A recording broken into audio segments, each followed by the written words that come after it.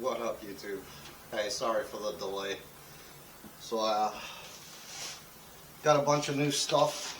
Looking to put this wilderness first aid kit together with you guys. So we're gonna run through all that, talk about some stuff. What I have to say is I already shot this video in full. So I shot the whole thing, went to edit it, and there was no audio. So I have an external mic, and it was on. I used it for a previous video, no issues.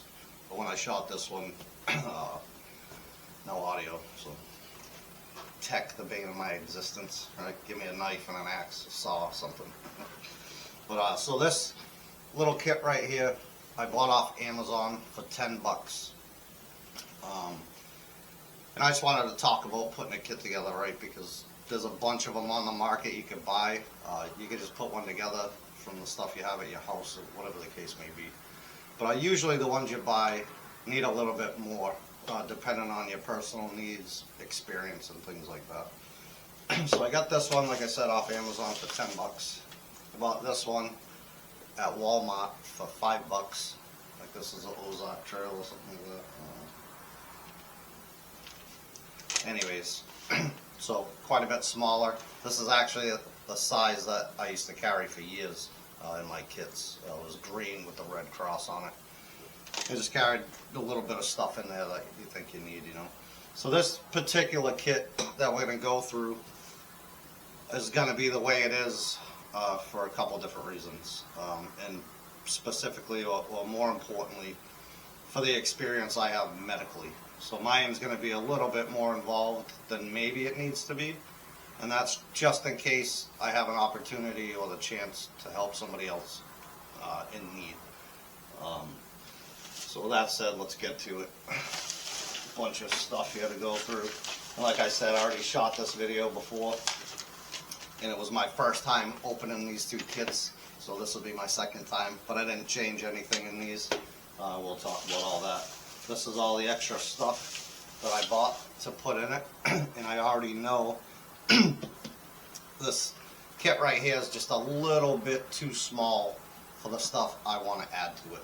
I could take some things out and probably make it work, but I need something just a little bit bigger, probably more this size. But anyway, so let's get into it. This first kit off of Amazon, we'll go through it. It's got a pair of scissors, a pair of tweezers,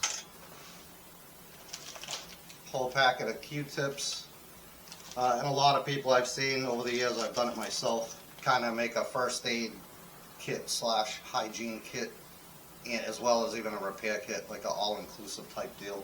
We're just going to stay with the medical piece today. This is just some rolled gauze bandage. It's got an assortment of safety pins here. Get all this stuff out. Some soap wipes. 4 of those it looks like. Wish I had my glasses because I'm getting old. Alcohol-free cleaning wipes. 3 of those. Sting relief. Like 6 of those. Probably come in handy, right? Out in the woods, whatever the case may be, with bees and any other stinging insects. That could come in handy. That's another one of those cleaning wipes. Antiseptic cleaning wipes. Again, good to have. Some iodine swipes.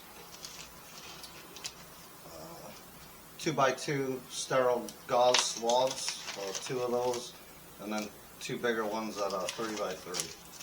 So that's that one side. The other side, it's got a pair of gloves, in case you need to deal with blood or something like that on somebody else. I don't know what the heck this little rubber thing is, if I'm honest with you. Actually, it looks like tape. So it's not, yeah, it's just a small little roll of the white medical tape. What else we got here? Quite a few dental picks with the floss things on them. Pretty cool. Some burn care gel. I think that's very important for the stuff that most of us do, bushcrafting, survival, and all that crap. Burns and like cuts is probably your biggest things, as well as probably one of the bigger one is dehydration. We'll get to that a little bit later. But you know, cuts, abrasions, and burns is probably the biggest thing we're going to deal with. Package is just assorted Band-Aids, anywhere from the butterfly ones to the regular size. And it shows you them all here on the back. A little bit bigger ones if it was on, like, you know, the top of your hand, like a bigger surface or whatever the case may be. Bandage, triangular. It's basically, this is like a cravat. A little carabiner. Rubber band, what they usually use to do IVs and stuff. You might be able to get away with that as a tourniquet, but I don't know. And a whistle. And that's the contents of the Amazon kit for $10 though. So that's a pretty good amount of stuff. There's definitely some key things in there that I would say you probably need. And again, for 10 bucks, I mean, that's not a bad little kit there. But like I said, I think it needs adding to. So I'm going to put this stuff away. We'll go over this little kit that I got from Walmart, see what the differences are there, and then we'll start putting this thing together. Alright, so the Walmart kit. Let's see what this one's all about.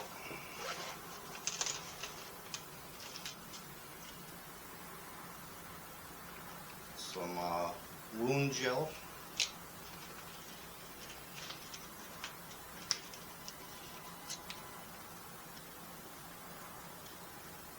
This is, the name's slipping my mind right now, but basically it's, you know, for blisters on your feet. Some sting relief wipes, good. Assorted bandages, some regular size ones, some smaller ones, as well as some butterfly ones. A couple more larger Band-Aids there.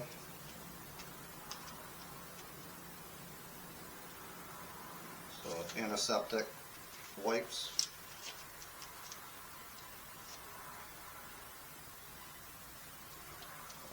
I think it's just three. Oh. 4 smaller things of burn cream. Again, I think that's clutch for, you know, what most of us do out there. Quite a few more of the antiseptic wipes, so there's quite a few of those white ones there. Insect repellent. Sunscreen, so there's 2 insect repellents, 2 sunscreens, and that's the contents. Gives you a little booklet with it. But so very stripped down compared to the Amazon one, right? No scissors, none of that stuff. But some sting wipes, some burn cream, some Band-Aids for your little minor nicks and cuts, some antiseptic wipes, you know, to clean stuff off or whatever the case may be. But that's very minimal. And I don't know if I'd say worth it, but for $5.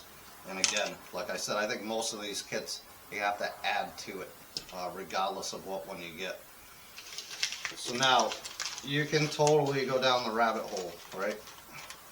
When I used to teach my school, I had a full-on trauma kit. It was a backpack, like no kidding, full. Had IVs, you know, collars to maintain C-spine, suture kits. Not that I would do that to somebody in a civilian environment, but with all my training in the military, I've worked a trauma bed in the Army hospital in Afghanistan, packing wounds, been there, done that, did all that on purpose when I wasn't on missions, you know, with the infantry. That's what I was doing. I was volunteer at the hospital to get experience when I was a aspiring nurse, right?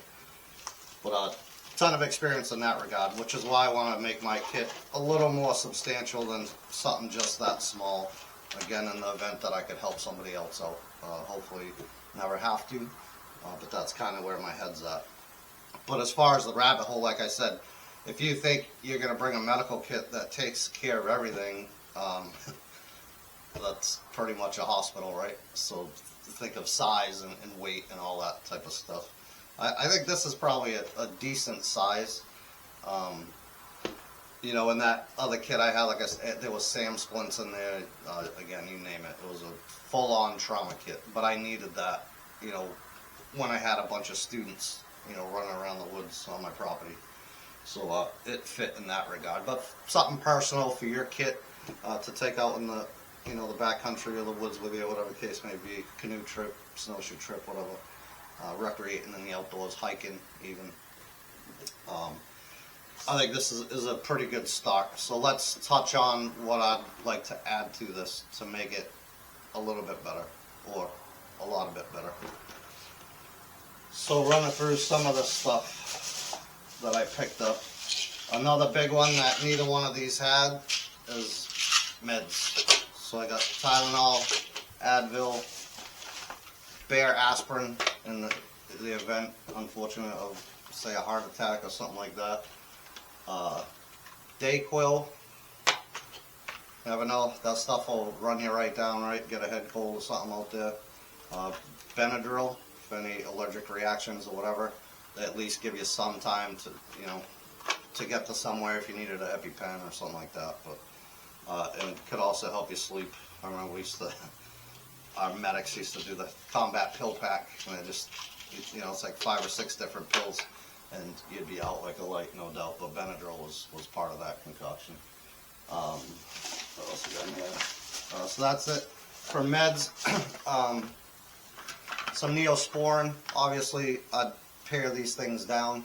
I have little plastic baggies. They're just little pill baggies to put, you know, some pills in. I'm not going to take all this stuff, you know, but just enough for the duration I plan on being out. But yeah, Neosporin for wounds, just a little tube. Obviously, I'm going to keep it in a package like that, but so that could fit. Back to the bleeding. So bleeding out is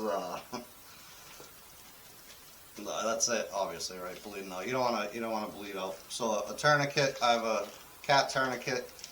There's quite a few different ones on the market.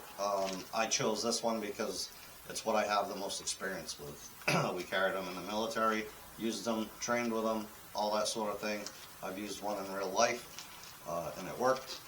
So a cat tourniquet, just for the severe bleeding, I think is a must in any kit, quite honestly. Regardless of your experience or what you think you need, I would recommend a tourniquet of some sort, and then being trained on it, just as important.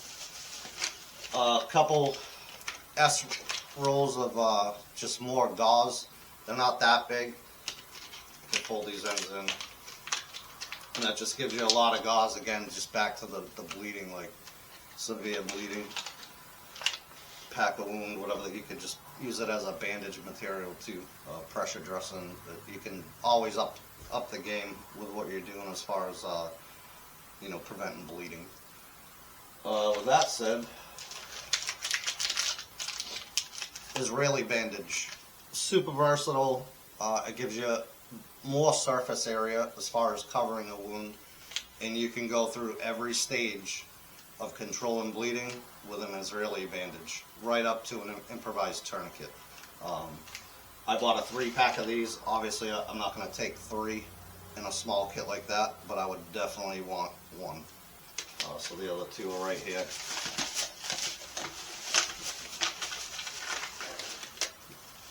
Emergency space blanket. This is just the Mylar. Packs up really small. Again, take it out of the packaging, and it will lay pretty flat in there. This is mostly packaging here. But emergency space blanket. I had some Tums in there, you know, for the minor belly ache. And trauma shears. Again, this is one more probably for helping somebody else. Just convenient to have, you know. And they're pretty flat. I mean, it takes up a little room. You can't just say everything, well, it doesn't weigh anything, doesn't take up any room, because at 10 items later, it's doing something, right? But yeah, just trauma shears, and then just some lip balm I would definitely throw in there. Chapstick, whatever you want to call it. This one's the Burt's Beeswax one. And the only other thing, I told you I'd get to it after, is the dehydration thing is one of the biggest things I've seen when I ran my school, with people just getting dehydrated. You're out there, especially if you're going through a course, and you're just depleting everything. You know, your calories, you're burning them off. You're not drinking nearly as much as you want. I've even seen it right down to instructors. So keeping sure you're hydrated is huge. So I just bought these. The company is Element. They have a bunch of different flavors. So I would add at least a couple of those into that kit, you know, just to get your electrolytes back in. And that would round out what I would consider a really good kit without going too far over the top, you know, as far as a full-on trauma kit or something like that. So again, like I said, I shot this video. It didn't have no audio, so I already went through this and shot all this and realized I probably need something just a little bit bigger than this, and something like this bag for that much difference in size would easily contain all this. So then talking about other things in your kit that you already have, right? It might not necessarily be medical out of the gate, but this was my hygiene kit. I've got a filtration device in here, so this life straw. I had a compass in here, some Aquamira tabs in case you can't boil water, or like as a last ditch. I don't really promote chemicals as far as, you know, decontaminating my water, and a lot of them taste like shit, right? But as a last ditch, they work, and they don't take up any room at all, weigh nothing. And I have a towel, stuff like that. A shamag, right? Plenty big enough to improvise, you know, a sling if you needed it. You could also use it as a pressure bandage, etc., etc. The list goes on and on with one of these things. But to me, that would make a pretty well-rounded wilderness first aid kit, in my opinion. A little advanced, but not so advanced that people like us, the normal everyday person, could utilize all this stuff pretty effectively. A little bit of training maybe, as far as the tourniquet, even the Israeli bandage. And there's probably videos on YouTube. I haven't looked any up because I've had plenty of training on it. But just showing you the different ways you could apply an Israeli bandage to somebody, depending on what type of wound it is, etc., etc. But so that's my take on a wilderness first aid kit. I'm gonna probably go through this bag, like I said, because I'm actually putting this together for my kit, and you'll see it in the future. So, thanks for watching, guys. Thanks for tuning in. Sorry for the delay in video. Like I said, I've already shot this one and had to redo it now for you guys, but hopefully we're getting the swing of it here real quick, and we'll see you guys on the next video. Take care.